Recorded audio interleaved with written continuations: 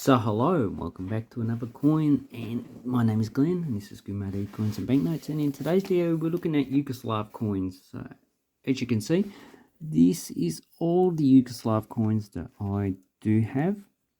So up the top we have the coins starting from 1920.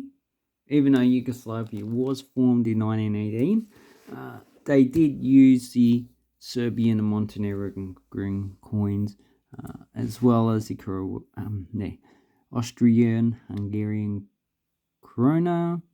So it did issue various currencies. But I'd say that the Serbian dinar is probably predominate, and that's what it is based on. So in 1920, they did issue coins in 5, 10, and 25 para. But these coins only had the denomination, and you have it in Cyrillic as well as Latin, and on the obverse side it just has the coat of arms. And on the coat of arms it has the Croatian and Serbian coat of arms and the eagle down below. So these were the coins that were issued up until they circulated to 1938. But if you know anything about history, in 1940 this country was dismembered by Germany, because initially they were pro-German, then they went to pro-British, and German said, nah, stuff this. So this coin here, yeah, you can probably buy it for about $5 to $10. These are high mint coins. This one is 48 million plus change coins minted. And the next lot that we have is the 1925. So these were issued in 25 para, and oh no, not 25 para, 50 para, 1 and 2 dinar. As you can see, I have these coins here. And then we have another issue in 1938. So for this video, I'll just focus on the coins that were issued up until 1945. So we have the 50 para, only issued 1925 and 1928. Obviously, I don't have the 1938 coin here. God, I keep on getting my dates mixed up. Oh, the thing about Yugoslav coins up until 1965 is that they were single year issue, and this coin here has 2 mints. So there's one mint, I believe, in Belgrade itself, and the Poissy mint. They both had roughly about 25 million. So it's 50 million of these coins issued for circulation. Then we have the 1 dinar. And as you can see, I didn't mention the actual metal. These are just copper nickel coins. Yugoslav did issue silver coins, but they are in the high denominations. So 1925, we have, there's also 2 mints, Brussels and Poissy, about 37 million issued for both. So this coin really, it's only has a good value in extremely fine to uncirculated. This coin here is probably fine to very fine. Yeah, probably only a few dollars for this coin. And does this one have the mint mark? Yep, there's the Thunderbolt down there underneath the reef. So there's the Poissy mint. As you can see, they're rated. And this coin has a weight of 4.92 grams, 23 millimeters. And then we have the 2 dinars. Obviously, this is in better condition. And the 2 dinars, so they did issue a aluminium bronze coin in 1925, as well as the 50 and the 1 dinar, 50 para should I say. In 1925 they were copper nickel. In 1938 they were aluminium bronze. So this one, and these were demonetized apparently in 1924, but I just don't think so. They were probably demonetized in 1939 after they issued the second coinage. So the 2 dinars, Poissy, and probably the Brussels mint. This is the one without the mint mark. So it's about 29.5 million. And as you can see on this side, it's all in Cyrillic. How about the 1 dinar? Yeah, as you can see, the effigy, the motto, is all in Cyrillic. It just says King Alexander, King of the Serbs, Croats and Slovenes. So Croatia is Slovenia. And obviously the 1938 coins did reference Yugoslavia. So that's the difference between these two. So this one's probably about $5 to $10 because it is a common coin and it's easier to actually come by. I'd say if you're paying over, in this grade, paying over $10, you're getting ripped off. So just remember, eBay, you can put a coin on for any value you like. Okay, so the only 2 coins I have in 1938 is this 1 dinar. Obviously, it's quite different than the 1925 coins. Dinar is in Latin. And what they should have done, they should have issued 2 coins. One with Latin and Cyrillic. So, one with Cyrillic. This is a mintage of 100 million. So, it's actually a fairly common coin, but it has a better design as far as I'm concerned. And it just has the crown of Yugoslavia. So this is probably extremely fine. Yeah, probably about $5. If you're paying over $5, you're just really paying too much. And they didn't issue a 5 dinars. So that's the unique thing about these coins. In 1931, they did issue a silver 10 dinar coin. But in 1938, along with the aluminium bronze coins, they did issue a nickel 10 dinar coin. And they issued gold coins. 25 had a gold 20 dinar, and 1931 had a silver dinar. 1938 had a silver 20 dinar. And do we have any 50 dinar coins? In 1932, silver 50 dinars. In 1938, but this is the highest denomination that I have. And this one is also not too hard to get. And it's dinara, and plural. And on both sides, we have 2 plants. So we have oak and olive. So olive has the plants without the serrations, and this one has plants with serrations on it. So that's the oak. And then we have the effigy, Krajina, Yugoslavia. So that's the Kingdom of Yugoslavia. And the mintage of this coin was 25 million. And really, this is probably one of the easier coins. You can pick it up for about $10. Obviously, I have 2 coins here. Don't know why. I just found out when I actually done this video, I actually had 2 coins. So obviously, I buy coins and I chuck them all in the bag. And then every once in a while, I come back and get them out. So this one's toned. This one might have been clean in the past. You can see the fine scratches. But most of these are in pretty good condition.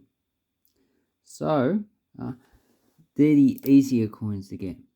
Then we have the 1945 zinc coins. So, this was not, I think it's like 20 old dinars equals 1 new dinar.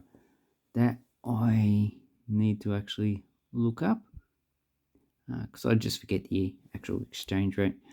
And there were, this is a single year issue. They're issued in zinc, and the reason why they're issued in zinc is probably they want to use the planchets over from the Serbian dinar.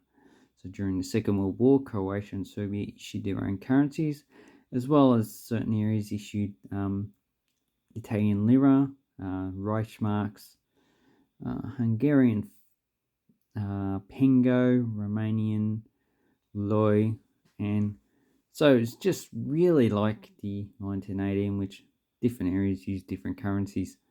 So 1945, they issued these zinc ones, obviously the 5 dinars, the same size as the 10 dinar of Serbia. The Serbian coin is really expensive, but they will come under the actual Serbian video when I actually do one. So these coins are all high mint, so they come in 50 para. Obviously zinc doesn't hold up well. Then it's a 1 dinar of Serbia, and as you can see, it's the same size as a 1 dinar of Yugoslavia. 942, 945. Just the design is different. So there's the actual design. But these are all coin rotation. And as you can see, this is what happens with zinc coins. So this is not a very good sign. So it's probably zinc oxide. Very bad. And the coin's basically disintegrating. Pretty common with zinc coins. Then we have the 2 dinars. So if we just check on how many coins are issued in the 2 dinar range. So this is about 4.1 grams. We have a mintage of 70 million. So obviously, for some reason, these are hard to get for the high mintage of these coins. And then we have the 5 dinars. So these coins, as a set, you're probably paying about $20 to $40. They're just a bit hard to get. And if you want high grade coins, you're going to be paying through the roof. So these are the last coins that they issued up until 1953.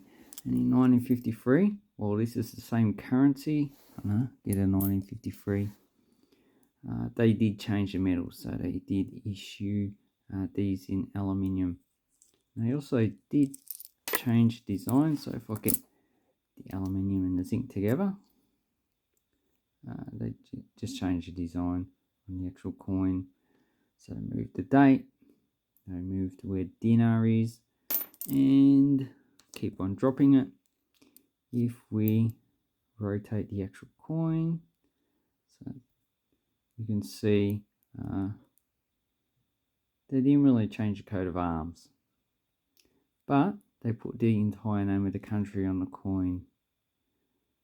So I think that's Socialist People's Republic of Yugoslavia, can't remember. And this one just says Yugoslavia.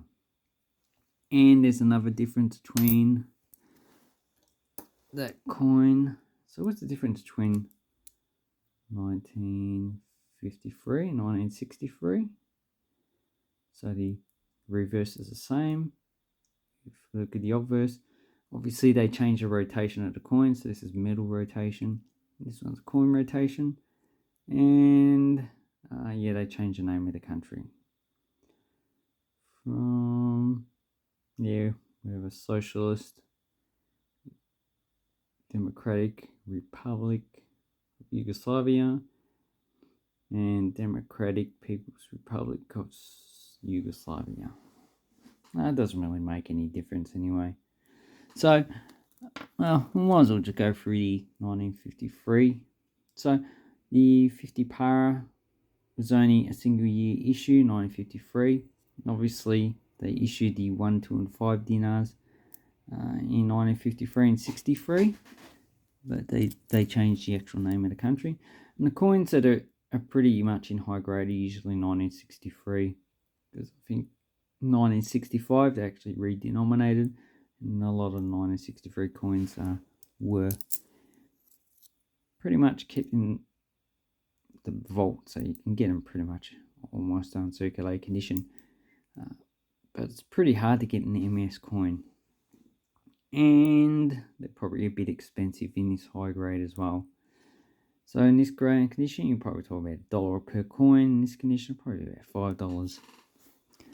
And they also come in aluminium, bronze, 10, 20 dinars. And these don't have any mintages.